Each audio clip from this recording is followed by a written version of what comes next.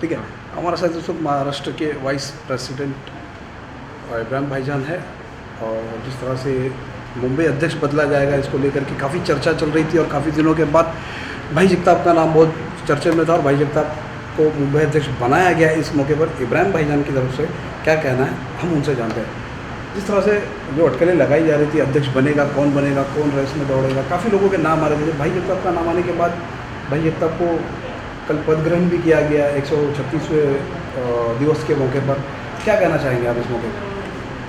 नहीं, देखिए, जैसे काफ़ी टाइम से चल रहा था बम्बई अध्यक्ष के बारे में।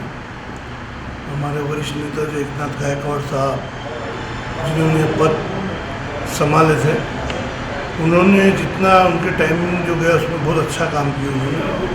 और बहुत दिनों से चल रहा था कि ये मुंबई अध्यक्ष को बदली करने की बात आ रही। अपने अपने तरीके से लोग कई नाम आए उसमें, मगर मैं समझता हूँ कि जहाँ तक मैडम सोनिया गांधी जी ने जो एक निर्णय लिया कि मुंबई शहर के अंदर, जैसे इसके पहले उत्तर भारतीय से अपना संजय निरुपम जी को बनाया था, फिर दलित अपने एकनाथ गायकवाड़ जी आए, तो जिस हिसाब से अभी जो कॉम्बिनेशन किया है उन्होंने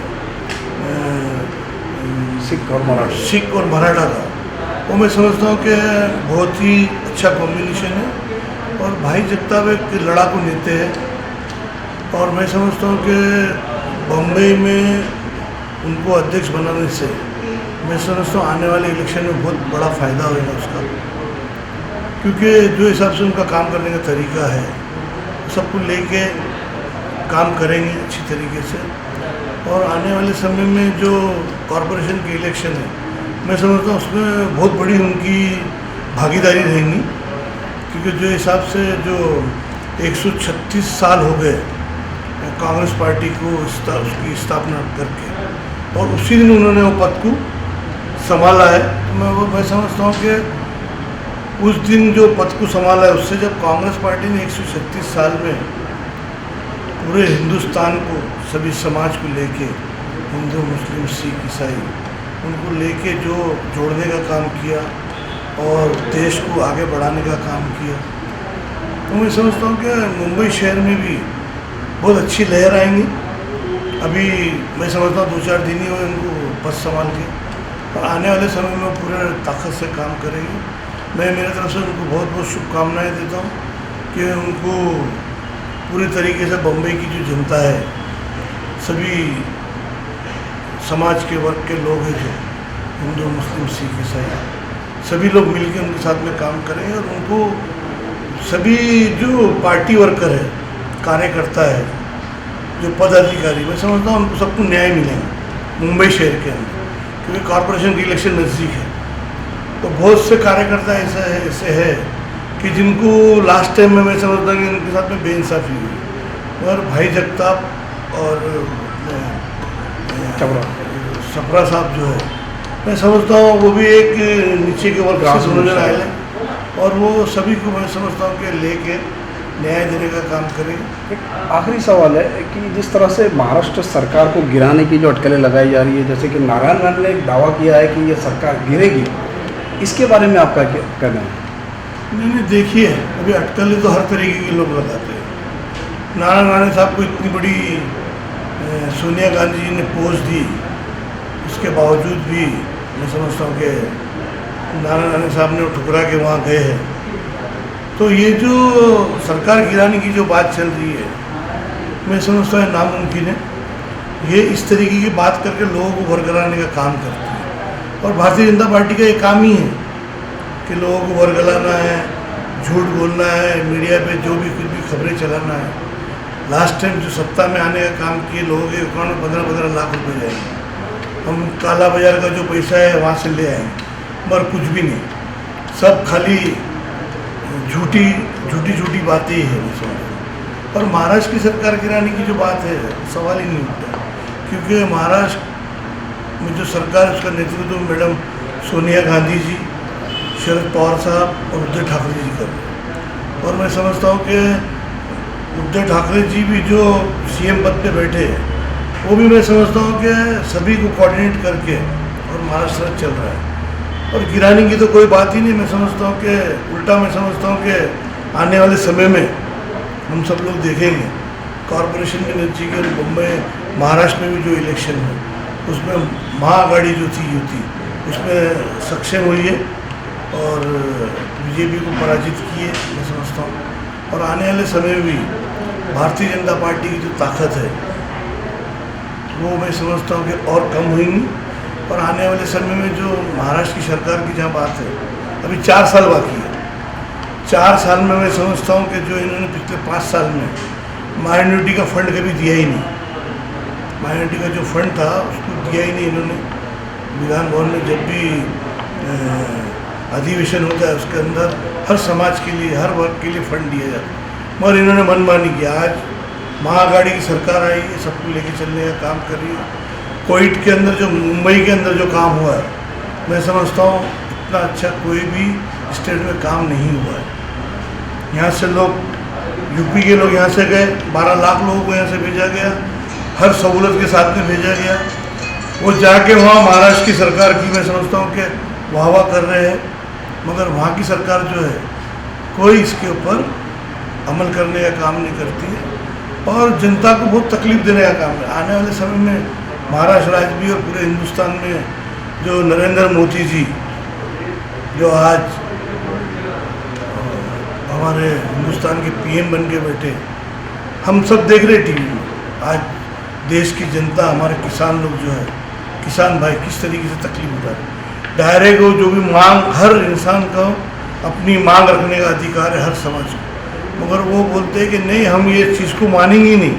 किसान जो अपनी मांगे रख रहे हैं बोलते हम उसको मानेंगे नहीं, ये चीज़ को हम बदलाव इसमें लाएंगे नहीं। तो ये तो राजशाही नहीं है, लोकशाही। हर धर्म के लोगों को अधिकार है अपनी मांग रखने का। तो क्या ये देखा जा सकता है कि आने वाले समय में अगर केंद्र सरकार या अन्य राज्यों में सरकार बदलती है तो किसान हित में कांग्रेस काम करेगी, ऐसा देखा जा सकता है? नहीं, देखो कांग्रेस हित में काम करेंगी ये आप बोल रहे मेरे समझ में नहीं आ रहा। कांग्रेस ने हमेशा किसानों के हित में हर समाज के हित में काम किया।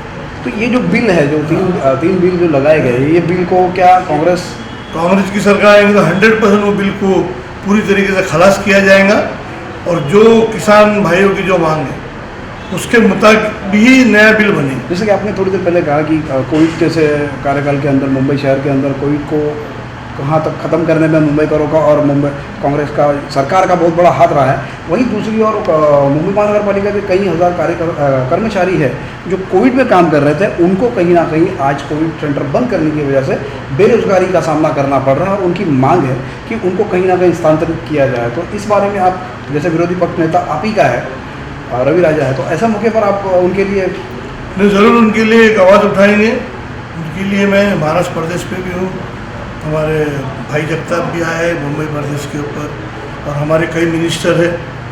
बाला साहब थोरात को एक उनके लिए मेमोरेंडम बना के देंगे। इसकी हकीकत मुझे अभी तक नहीं मालूम है, मगर जो कोविड सेंटर जो भी बनाए थे जैसे बीकीसी में बनाए वो अभी तक मौजूद है और कई अन्य जगह पे हॉस्पिटल वगैरह में भी बनाए थे।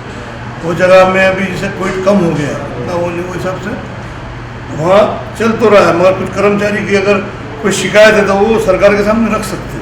काफ़ी सारे मैदानों के अंदर मोर्चा भी निकाला गया, अधिवेशन में इस बात को लेकर कोई डेलीगेशन में मुलाकात भी करने की कोशिश की, बावजूद इसके अभी तक उनको न्याय नहीं मिला, ऐसी बातें सामने है।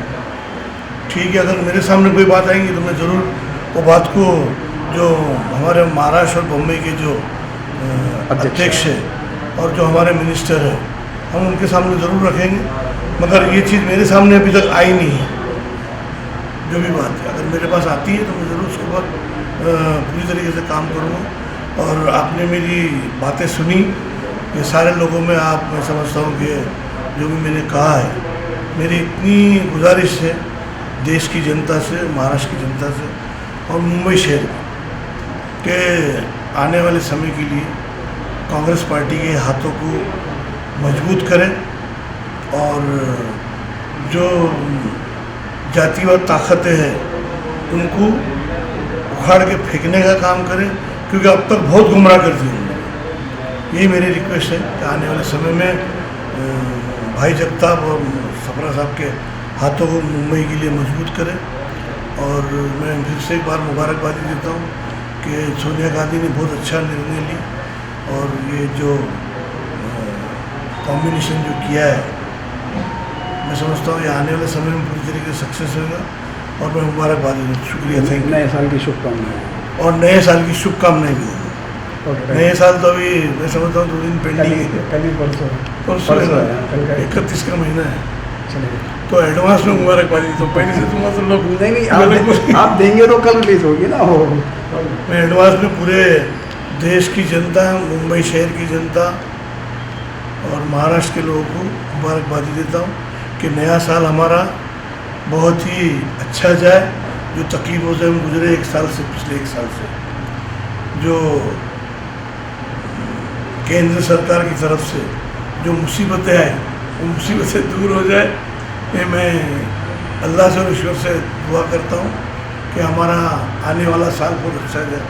शुक्रिया, थैंक थैंक यू। यू। ठीक है, ओके। इसमें तुम लोग वॉक